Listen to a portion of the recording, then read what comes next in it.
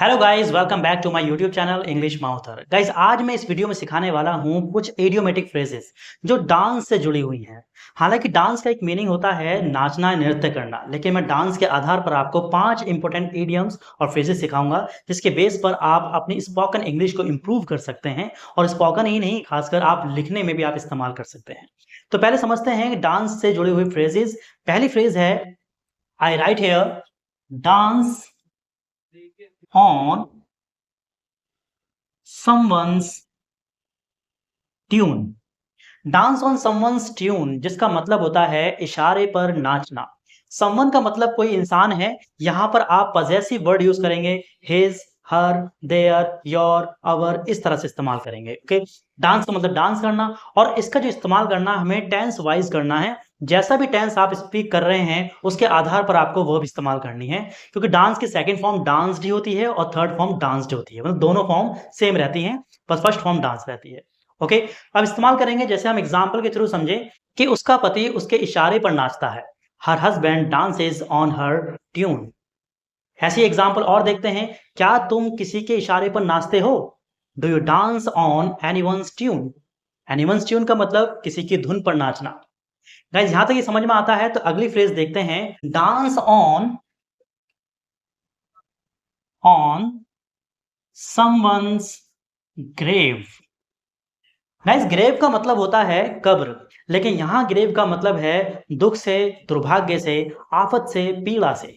जैसे बहुत से लोग ऐसे होते हैं जो दूसरों के दुख में, परेशानियों में खुशी खुशी मनाते हैं, जश्न मनाते हैं। ऐसे लोगों के लिए ये फ्रेज इस्तेमाल की जाती है। जैसे वह अपने पड़ोसी के दुख पे डांस करता है, मतलब खुशियां मनाता है। तो आप कहेंगे he dances on his neighbour's grave. Do you dance on anyone's grave? क्या तुम किसी के दुख में खुश होते हो? तो ये फ्रेज हम इस्तेमाल करते हैं कुछ इस तरह से। होप यहां तक आपको समझ में आ चुका होगा। चलिए तीसरी फ्रेज देखते हैं। Dance around the issue. Issue का मतलब होता है मुद्दा, यानी डांस करना, वो भी इशू के आसपास, यानी किसी भी मुद्दे के आसपास डांस करते रहना। मतलब मुद्दे की बात नहीं करना बल्कि भटकते रहना, यानी घुमा फिरा कर बात कहना, इधर उधर की बातें हाँकना, बल्कि मुद्दे पर बात न करना। ऐसे केस में हम इस्तेमाल करते हैं डांस अराउंड द इशू। जैसे why do you dance around the issue? आप मुद्दे की बात क्यों नहीं करते, इधर इधर की क्यों हाँकते रहते हैं? जैसे I don't dance around the issue, नहीं, मैं इशू के आसपास नहीं घूमता रहता, बल्कि मैं सीधा पॉइंट टू पॉइंट बात करता हूं। अगली फ्रेज देखते हैं guys. Dance on air. Dance on air का मतलब होता है हवा में डांस करना, यानी हवा में उड़ना। इसका मतलब है जॉयफुल, एक्सट्रीमली हैप्पी। जब इंसान बहुत ज्यादा खुश होता है, बहुत ज्यादा खुशी महसूस करता है, तो वहां पर हम इस्तेमाल करते हैं डांस ऑन एयर। ऐसा कब होता है कि मान लीजिए जब आप कोई सरप्राइज देखते हैं या आपको कोई सरप्राइज मिलता है तो आप खुशी से उछल पड़ते हैं। तो वहां पर आप कह सकते हैं कि when I see any surprise I dance on air. जैसे the children dance on air when they see their father. चलिए गाइस, लास्ट फ्रेज और देखते हैं। Lead someone. Lead someone on merry dance. Lead someone on merry dance. देखिए, merry का मतलब यहाँ पे शादी से बिल्कुल नहीं है।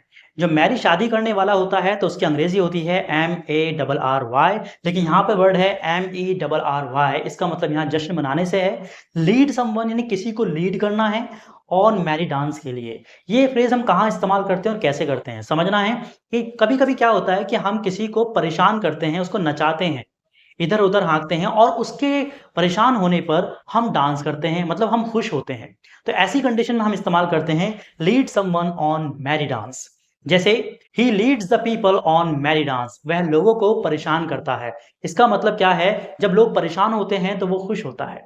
एग्जाम्पल के थ्रू और समझ लें। जैसे बहुत से कर्मचारी ऐसे होते हैं कि जब उनके पास में कोई क्लाइंट जाता है तो उसके क्लाइंट की वो डायरेक्टली नहीं सुनते, बल्कि उनको परेशान करते हैं। कभी इधर के चक्कर लगवाते हैं, कभी उधर के चक्कर लगवाते हैं, और इन चक्कर लगवाने में वो खुश भी होते हैं कि हाँ जी, परेशान हो रहा है, होने दो। तो ऐसी कंडीशन में आप फ्रेज इस्तेमाल करते हैं lead someone on merry dance.